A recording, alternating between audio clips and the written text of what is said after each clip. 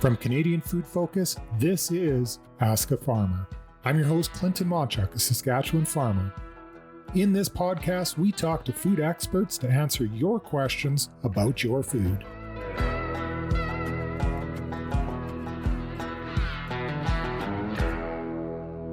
Hi, everyone, and welcome to the podcast. Right off the bat, I want to say we are so lucky here in this country to have so many different choices of food. And when you go into a grocery store, there's tons of different plant-based proteins, animal-based proteins. You name it, we have it. We are very lucky to have all the numerous different choices that we do here in this country. What we're going to be talking about today is a little bit more on the animal protein side and trying to understand that a little bit more. So I want to disclose that I have some bias in the game here. So I was raised on a cattle farm and a dairy farm, and still married into a ranching family down in Oklahoma, where we're still active down there. And what we're doing with that is talking to Carol Harrison. Carol, how are you doing today? I'm doing great and so happy to be here with you, Clinton. Awesome. So what we want to talk about is, like I said, the balanced diet. But before we get into that, I want all our listeners to understand a little bit more about your background. You are the expert in this field, and I think a lot of the listeners can gain from some of your knowledge. So you want to just explain a little bit of your background, and then we can get into some of the nuts and bolts.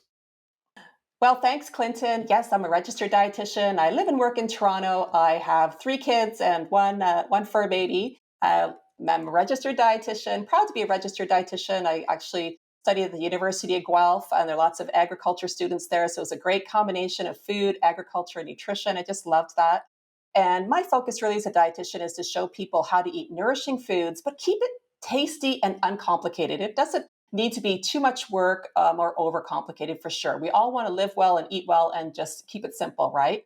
Now, you mentioned that you were being transparent, growing up on a dairy farm, and your family has cattle. And I just want to mention, as well, as a dietitian, I always wear my dietitian hat first. And so even though I have also consulted for the animal agriculture groups, I only share information that is evidence-based and things that I know is going to add value, and that I really believe, is good information and food that I would recommend for my own family. One of the things that you actually talk about is kind of, if you could roughly split up your plate when you're eating, half of it should be veggies, a quarter of it should be whole grains, and then the other quarter is supposed to be proteins.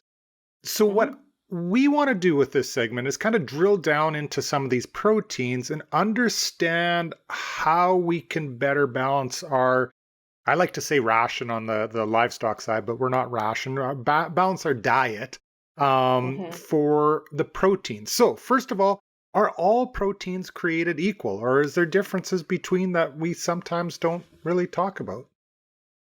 Well, not all proteins are created equal, Clinton, and there's a few things that are important to keep in mind in relation to that. So number one is the nutrition profile can be very different. We've got, like you said, so many wonderful foods that we can eat here in Canada that do contain protein. Thankfully, lots of them that are produced on Canadian, farms coast to coast as well. And the nutrition profile, of course, can vary. So fatty fish, are going to be offering us omega-3 fats, great for brain health and heart health. And beans are going to be offering us fiber, important for our gut health and to keep our blood sugars in check. Red meat, like beef, for example, rich in iron, which makes the feel-good hormone serotonin. So the package of nutrients that comes with the protein can be very different because we get proteins from animal sources and plant sources. So the nutrients can be different. The other thing that we need to keep in mind that can be different is the amount of protein. And so meat is a very concentrated source of protein. And what that practically means is to get the same amount of protein from meat, you typically would have to eat maybe several portions of plant-based proteins. And then the third thing that makes them different is animal proteins, and people have probably heard this before, are called complete proteins, and plant proteins are incomplete, except for things like tofu and edamame, like the soy-based foods, quinoa as well, actually. So incomplete meaning they don't contain all the essential amino acids that our body needs, and those are building blocks to build proteins in our own bodies. So they don't contain all those essential amino acids. But when you combine proteins and eat a variety of proteins, and maybe you're mixing in some animal-based foods as well, it's really not an issue. But yes, not all protein foods are created equal. Those are three things to keep in mind. So how does it work? And I've been hearing more, and obviously I'm reading things on Canadian Food Focus, so maybe that's more near Mhm. and dear to me. But I'm trying to understand. So how can we ensure we get enough of this protein? Because the more I look at whether it's aging or different stages in your Mhm. life, Mhm. it requires differing amounts of protein. And if you're working out or exercising, again, that requires different levels of protein. But how do we ensure that we in our stages of life are actually getting enough protein for our diets to fulfill, like you said, the body's needs? Yeah. Well, if you don't mind, Clinton, can I just back up really quickly and just try to bust a myth that we don't actually get too much protein? Because a lot of people, they kind of dismiss that. They think, well, we get too much protein anyway. Like, why do I need to worry about even getting enough? And so, according to the best data that we have available in Canada, Canadians are getting about, I'm going to get a little technical here, That's okay. 17% of their calories from protein. I'm not suggesting anyone needs to do the math in order to figure that out because even as a dietitian, I have I'm, never once done so that. I'm an economist. I'd love to take the numbers, but I think Oh, majority okay. of the other people probably would just Okay. okay, 70%. Right. So 17, but let me give you so to context though, the range is from 10 to 35 Okay. is the recommendation. So we're sitting on the lower end of that range. So it's not true that we're over consuming protein. So that's the number one thing.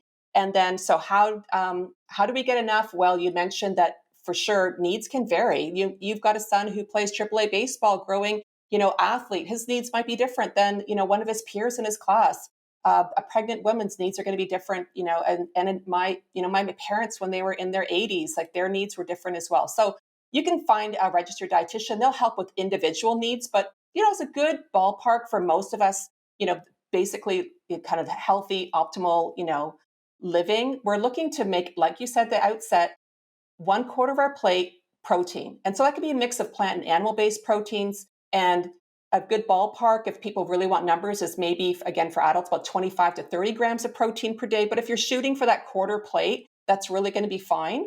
One tip I want to add in there is that breakfast is usually the meal that's most shortchanged for Hmm. protein. So if people are trying to think, well, where should I put my focus? I would say focus in on breakfast because typically that's where we're not getting enough protein. And again, just underlining, trying to get a variety of plant and animal based proteins and not to forget our snacks. So try to build in some protein with those snacks because that's going to help us to feel full a little bit longer and make it to that next meal. So and it's interesting. So you mentioned one thing about maybe not getting enough protein right off the hop in the morning when we're starting our day Hmm. out. Does that have some effects on our body then throughout the day? So, for example, if I have, say, a blank piece of toast or Hmm. something that does not have protein for my breakfast meal, does it have an effect of possibly even slowing me down during the day? Is that? Well, it's really important. Our bodies don't store protein. So our body will take the protein from food and they'll break it down into these individual amino acids. And then they recombine those into new proteins in our body. And it doesn't really store them. So it's waiting for that protein. So we do need it throughout the day. So it's waiting for us to provide those amino acids so it can build. Clinton, there's over 100,000 proteins our bodies build. Like, isn't that amazing? Every single cell in our Yeah. body, it's a major part of every single cell in our body. So it can also slow you down, yes, because as I mentioned with the snacks, it helps us to feel fuller longer. So if you had, yeah, just like a slice of, a tea and toast kind of breakfast, then that's not really going to set you up for feeling satisfied and energized and keep you going, giving you that lasting energy to go till lunchtime. And so what that might mean is that mid-morning you're hungry. And what do we reach for mid-morning? Often maybe it's going to be another grain product. So it might not be like something that's got protein in it. And again, our body is waiting for those amino acids throughout the day to kind of, top us up so that it can do what it needs to do behind the scenes, keeping us, our brains and bodies working smoothly, functioning well. So okay, so if we know we got to add some of these proteins into our diet, and like you said, try and make it balanced throughout the day so our body can Yes. keep that rhythm going.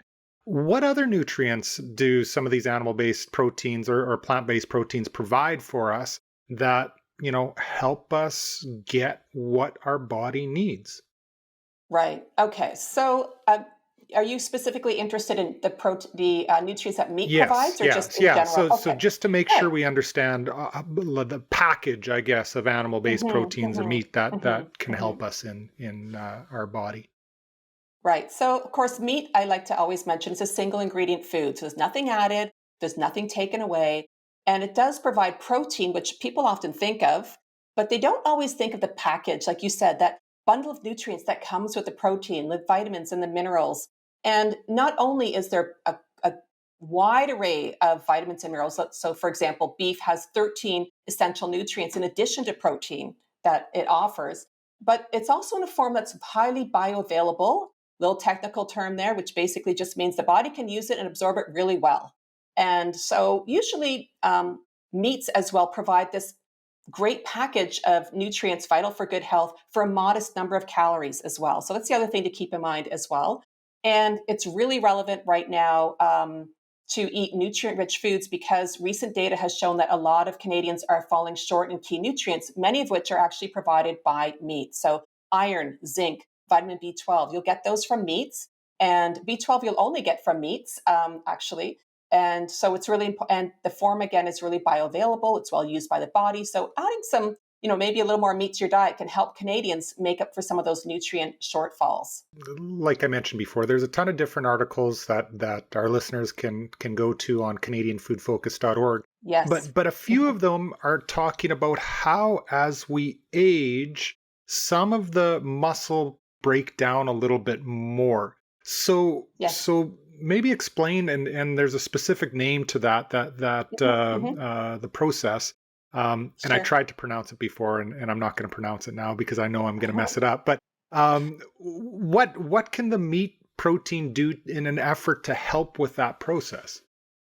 Right. Okay. So as we age, whether we like it or not, we start to lose muscle mass sort of from our 40s onward. And the term is called There you go. sarcopenia. That was the name. And yeah, and it's kind of like, think of like osteoporosis for your bones, but for your muscles. So many people are familiar with osteoporosis that it's a weakening of the bones as we get older, but they're not so familiar with sarcopenia. Now, we can't stop it, Clinton, but we can slow it down. And Gotcha. we can slow it down by eating a protein rich diet, but also exercise is important. So you can't have one without the other. You've got to work that muscle, and it's really important as for healthy active aging, again, from 40 onwards. So we're not talking elderly. We're not talking like 70-year-olds here. Like from our 40s onward, we want to make sure that we're optimizing, getting enough good quality protein and working that muscle as well.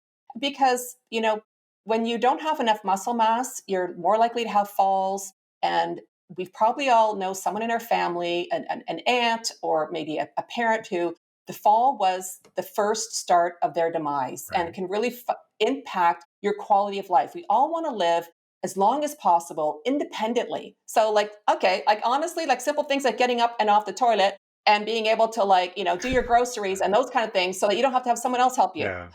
That's what we're talking about here, like really important lifestyle considerations. So, and it's interesting you mentioned that already starts in your 40s. So it already Yes. starts with that process to limit Hmm. some of those abilities. And you mentioned two things. One is making sure that you have that right protein, and the meat sources give you that balanced, with all the nutrients and some of those amino acids and stuff.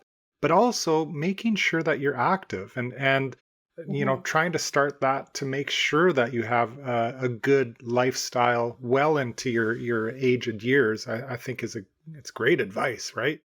Yeah, and weight bearing exercise. So it's not enough to walk. You got to be lifting the weights Lifting the weights, in pumping some, the iron. in some shape or form. Like it doesn't have Yeah. to be going to a gym. It can be your body weight. But yeah, So most Canadians are not meeting the physical activity guidelines, so they can always look those up online as well to see how they're doing there. But both are important. And you had mentioned meat's important, and I just want to emphasize again, we get protein from plant based foods too, and really it's the mix of both that is ideal for our diet because the plant-based foods have some things like say fiber and folate that animal foods don't have. Animal foods would have B12 and really bioavailable source of nutrients that are limited in plants, but it's together they work work better better. together. Yeah. Which gets Mhm. back to the whole idea of a balanced diet with the Yes. different foods. And Hmm. it's interesting you mentioned the we need to be more active. I was at a conference with you in at the Royal Winter Fair, I think, and I believe you were Oh the my lord. moderator, and you got me off my seat, and we had to do, I don't know if it was some dance or some wiggle or It's a whatever. salsa. Salsa, It that's was a what it was, salsa. salsa. Yeah, yeah. But it actually it's interesting because I go to a lot of different conferences and stuff like that, and that's Mhm. not generally done, but it's interesting because Yeah, after you yeah, do that, and I can't remember if it was a 5 minute salsa, yeah, but something but it short, was it one was song. great. I did it in my cowboy boots, and it it was great because it made me energized for the rest of the meeting. So, Yeah, and every people oh laugh because yeah, we were being yeah, a little bit silly yeah, doing the salsa, and yeah. everyone's a little bit awkward, and they totally were not expecting that. They probably thought I was gonna say, "Let's roll our head from one side to the other," and, Fall fun asleep. fact, fun fact, I used to be a fitness instructor, Oh, like, right, years right, ago, yeah, so yeah. yeah, So yeah. and okay, let's go into this a little bit. So I've heard of people talking a little bit about cutting back on saturated fat. So this is Mm, something that mhm. it seems like it comes in, comes out in the media and different studies that come in. How does that factor into our decision of consuming red meat? Right. Well, I'm really glad you bring that up, Clinton, because as a dietitian, I do worry that people might fear eating meat, over here when they hear these messages. And of course, we've talked about it being a nutrient rich source of nutrients, many nutrients of which Canadians are not getting enough of. And, maybe we should have started this podcast talking about how, the human species have been eating meat for like over a million years. I'll tell you that one of the reasons why I love to eat meat is simply the taste. Like, Yeah, grilled steak with some chimichurri sauce on it. I'm in heaven. It nourishes my soul and my body. yeah, So I do worry about people limiting it, like for the nourishment, but also the taste and enjoyment and pleasure that it brings, because that's an important part of healthy eating as well. So back to the saturated fat. Well, that idea that saturated fat causes heart disease was introduced in the 1950s. Just a little backstory on this, but it was always based on really weak evidence. And they've gone back over that evidence. And in the last decade, they've also done more studies, bigger studies, larger quality studies, global studies, over 20 review papers that have basically concluded pretty much that saturated fats have no effect on cardiovascular disease or total mortality. Now, Clinton, just to give you a perspective on some of these studies, like the EPIC study was 500,000 people mm, followed for 12 years. So we're talking some big really numbers. significant big papers that were, again, very rigorous. And I would say perspective is that the policymakers, really do have to catch up on the science. The FAO, that's the Food and Agriculture Organization with the United Nations, just recently came out with a paper, and they reviewed 500 scientific papers. And what they wanted to do was synthesize the risks, like the analysis, kind of the pros and cons of consuming modest amounts of unprocessed meat. So that means like your steaks Yeah, and your roasts, like I said, nothing added, nothing taken away. And they said that if you were in the range between 9 and 71 grams per day, there's a minimal health risk. Okay. So then the question becomes, well, how much are Canadians eating? Well, we're kind of like smack in the middle of that ish. We're around 41 grams per day. So they reviewed 500 papers. They're independent. This isn't something coming from the beef or the, pork people. They're reviewing those, and they said that if you're in that range, it really has a minimal risk. The other thing that people might find really surprising and interesting to know is that the Heart and Stroke Foundation's position paper on saturated fat says, well, they don't even have a limit on saturated fat. So they say that it's more important to focus on total dietary patterns more so than any single nutrient, even saturated fat. Because, here's the truth about 45% of the calories in the Canadian diet are coming from ultra processed foods, foods that are not naturally nutrient rich. And so, if we're focusing on single nutrients like this, we kind of miss that big picture. yeah, And that is what I think people really need to focus on. It's not whether you're eating animal source foods or plant source foods. Like you said at the outset, you have your choice. And there's lots of wonderful, high quality Canadian produced foods here. So choose what you like, have a balance, however you want to choose to meet your nutrient needs. But I wouldn't say, we want to be thinking about swapping animal proteins for plant proteins in their whole naturally nutrient state. You're switching one healthy food for another. Like whether you choose almonds or eggs, in my mind as a dietitian, go for it. Like they're both good foods. I would rather that instead of you had a store bought muffin, you might have that hard cooked egg yeah, like as a snack. yeah. Yeah. So I think that's really important kind of context for this discussion around saturated fat. You want me to throw you a few more stats because you're Sure. the Yeah, I economic. love stats. Okay, well, the WHO recommends that we get about, well, no more than 10% of our calories from saturated fat. Well, so where are Canadians sitting? The most recent data shows that we're sitting right at about 10%. So Right on. if you, even if you're thinking that, oh, you know what, Carol, like, I don't know, I'm kind of sitting on the other side of the fence. Maybe I'm thinking like maybe saturated fat's not a good thing. Well, we're eating about the amount that's recommended. And if you wanted to know where are the main sources of saturated fat in the Canadian diet, it's actually 44% that are coming from what we call kind of other foods, that foods that wouldn't have been part of, say, the four food groups. So this is like fast foods, processed, packaged foods, ready to eat baked goods that are typically not nutrient rich. So even if you're thinking, yeah, well, I'm thinking maybe I do want to limit my saturated fat regardless. I've heard it a bunch of places. I would say then focus on these foods. Yeah. Focus on those highly processed foods that are not giving you anywhere near that nutrient, Density. wonderful nutrition package that you're getting from meat. Yeah. Like, yeah. Hmm. And meats are not all saturated fat. Like beef, for example, more than half, about 55% of the fat in beef is unsaturated. People just think it's all, when they look at it, oh, it's all saturated. It's not. It's a mix of Mix of both. fat. So it even gets more complicated. Yeah, and one of the fats that it has is the same type of fat in olive oil, oleic acid. A lot of people find that very surprising. So there's nuances within this, but the premise is the science that was done to make this relationship was very weak, and more recently we've discovered that it's probably not accurate. We need to focus on dietary patterns. Mhm. Well, Clinton, I've been talking a lot about nutrition for humans, but what about nutrition for cattle? Like, is there a dietitian or a nutritionist for cattle? So as you mentioned, and I went to the University of Guelph too. So there's numerous different agriculture universities here in Canada. Guelph is one of them. Saskatchewan has a good program, but it actually puts out quite a few different nutritionists for the livestock industry. So for example, and back when we had the cattle on our farm, and now we have poultry on our farm. We consult all the time with a nutritionist, a feed nutritionist, on making sure the diets are balanced, making sure they have the proper, protein and fiber and all those different energy components to make sure they're living optimally. We did have somebody on the podcast previously that actually made the comment that they felt their chickens actually have a better diet than we do as humans because everything is to the T in terms of what they actually need. So yes, there are dietitians for cattle to make sure that balanced rations exist for their requirements, really.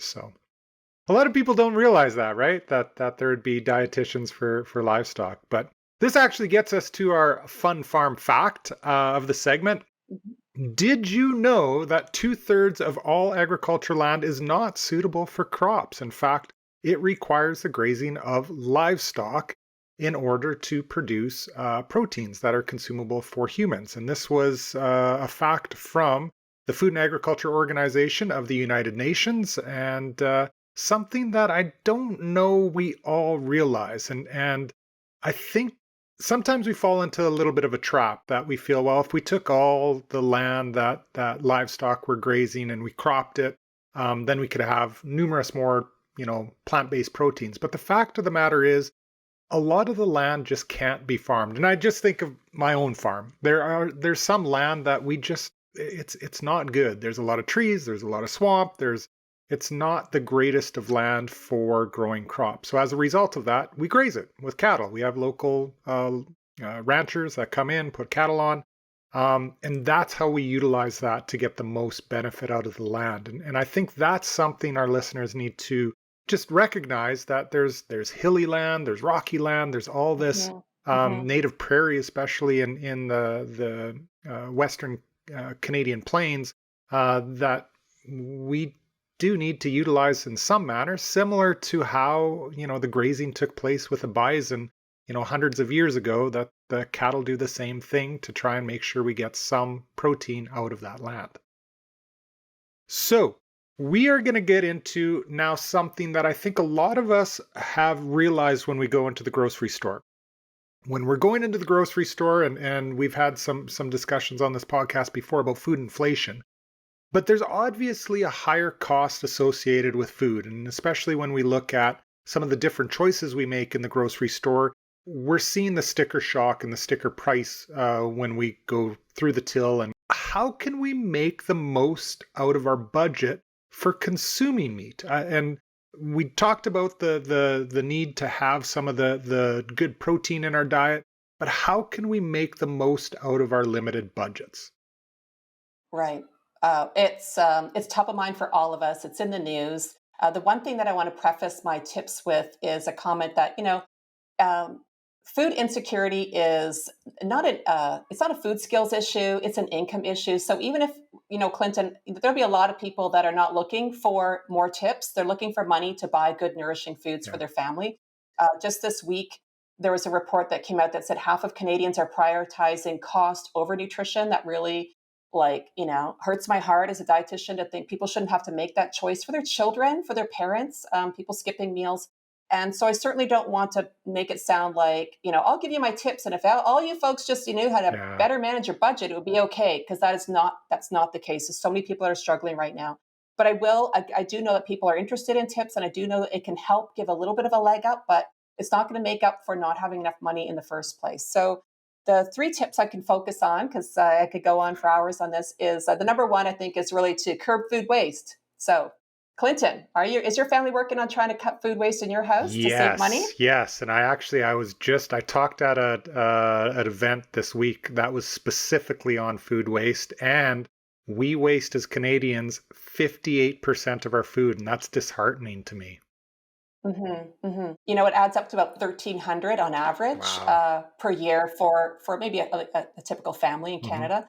And the foods that we're wasting the most, this is where I think it could be helpful for people that I would suggest you zero in on, is 45% of the food that we waste is vegetables and fruits. So, store them right. Look at the Canadian Food Focus website. Lots of tips and ideas on how to store those foods properly. Be careful you're not buying more than what you need, even when it's on sale. Yep. If you're not going to eat it, the grocery stores usually aren't that far away. You'll be able to go and get some more. Yep. And then the second product that we waste is leftovers, and I think that's sitting around 13 or 17%. So it's quite a drop down from the vegetables and fruits. But we could be focusing on leftovers. How can we be repurposing them? How can we put them maybe at the front of the fridge so we don't forget about them? And again, I know there's some great articles in Canadian Food Focus to help people with that. Do you have a favorite tip for curbing food waste? The big one with me is making sure that you make a list when you go grocery shopping, because Hmm. obviously the intent anyways is to try and draw your attention to different things, but if you stick to your list, I find you actually get what you need and you waste less. So I always have That's my true. wife and I go through the list before we go grocery shopping, Hmm. and I'm always Hmm. so proud when I come back and sweetie, I put everything in the grocery cart that was on the list and nothing more. Yeah, So if I'm awesome. with my kids, usually there's some cookies or some cinnamon buns that find their way into the cart, but It's fine. It's all part of the healthy oh yeah, balance. yeah. Yeah, I mean, yeah, I'm sure your cart is like three quarters whole, naturally Oh nutrient-rich foods, yeah, and then there's yeah, some room for yeah, the ice cream. Why not? My yeah. fridge, I've got ice cream in my freezer too. Oh yeah, yeah. A tip that I love to share that people seem to really resonate a lot with is having use it up bin in your fridge and your freezer. So it's Mm, just like you can get it at the dollar store. It's just a little something that last two wilty carrots, that half of the onion that needs to be cut up, the last little bit of few little bits of cheese that maybe could go into frittata or something like that, so that the family knows, hey, use this sooner rather than later. So it's like an eat me bin, eat me first bin. Yeah, yeah. So the foods don't get lost. yeah. So that's one tip. Another tip I think that's really important, and the Canadian Food Focus website is fabulous for helping folks with this, is learn how to cook so you can be flexible with ingredients.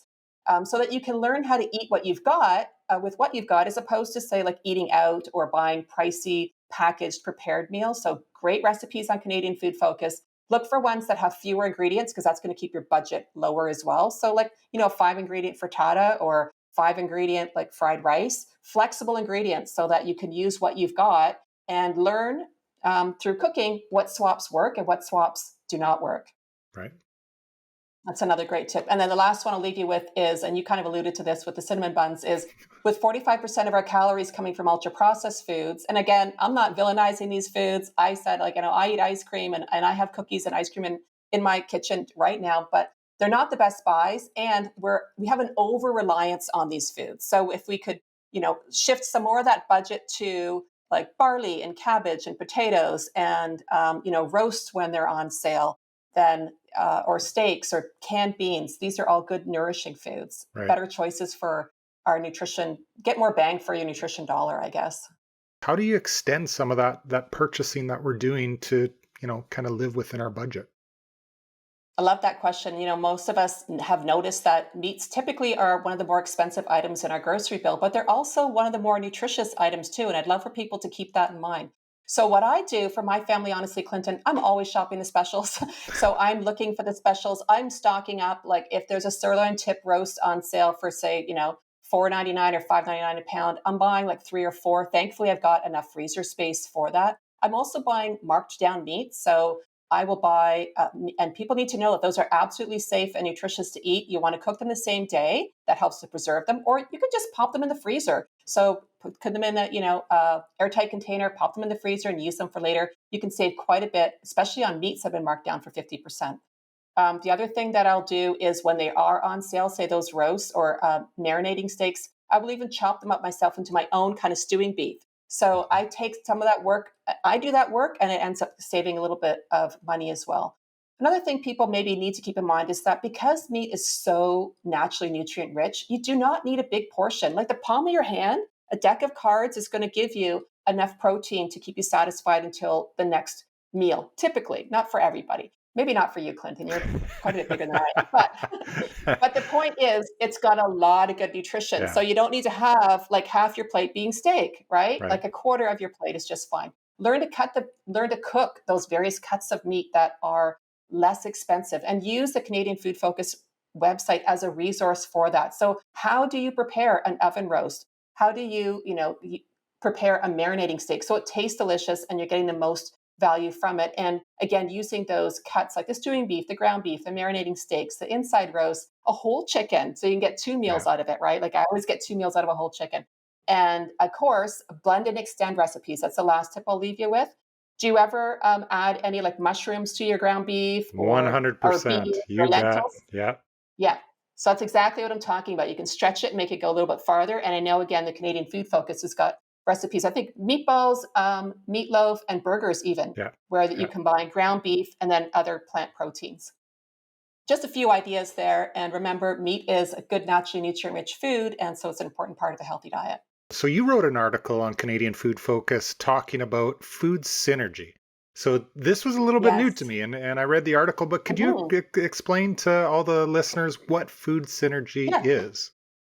Yeah, it's a very exciting concept. I'd love to talk about it. So, some foods are just better together. So, a great example is when you combine meat with plant proteins. So, meat is going to provide, especially beef, a rich source of well absorbed iron. And it's when you eat that with a plant source of iron, so that could be, say, some pumpkin seeds or some dried fruit or maybe even some tofu that's got iron in it, you're going to increase the iron that you absorb from the Hmm. plant based foods by a whopping, another number for you, Clinton, 150%. Holy crow. It's Wow. a lot. So Yeah. it'll really help to boost that non heme iron, which we get from plant foods, which is not as well absorbed or used by the body. And so that's a great example of food synergy. Another example with the same nutrient would be vitamin C. So when you add vitamin C rich foods, and that's not just the citrus fruits, there's Hmm. lots of Canadian grown sources here. So let's think of broccoli and the strawberries in the summer and cabbage and even potatoes. These have got vitamin C in them as well. Combine those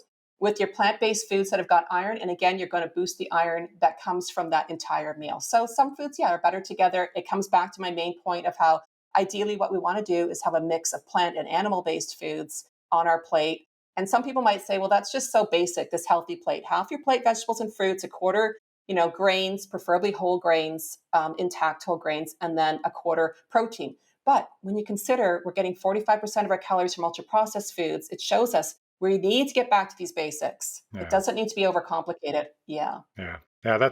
I like that. And I like the idea that we don't have to make things overcomplicated when it comes to our food. Just some simple kind of guidelines that we can follow and live healthy lifestyles. And we're going to be more healthy as Yes. individuals, right? So, And all our meals don't have to be epic, fancy meals. Like the other day, I just took canned salmon, a little mayonnaise in it, had a baguette that I bought, marked down at the grocery store. So that's another way to save is to not be afraid to buy marked down foods. So marked down baguette, toasted it up, and a handful of grape tomatoes, glass of milk, and I called it lunch. So very Yeah. simple. Yeah. Doesn't need to be, yeah. And I enjoyed it. Yeah. I know my Mm, wife does it lots and she really enjoys it. mhm. So thank you very much for taking your time to be a part of the program today.